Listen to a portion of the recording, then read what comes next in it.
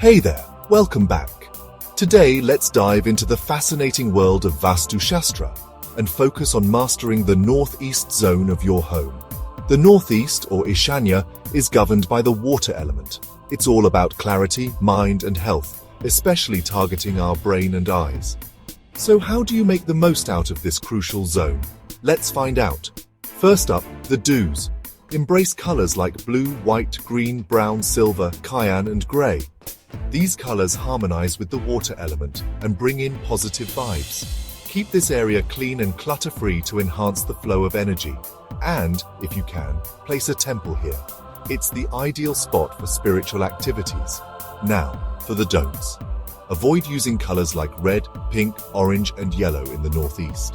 They clash with the water element and can disrupt harmony. Also, steer clear of using this space for storage. And whatever you do not have a toilet, kitchen stove, overhead tank, or septic tank in this area. These can lead to severe health issues like neurological diseases and, in extreme cases, even cancer. That's a lot to take in, right?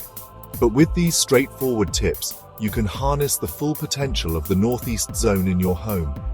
Remember, a well-balanced Vastu can bring immense peace and prosperity to your life.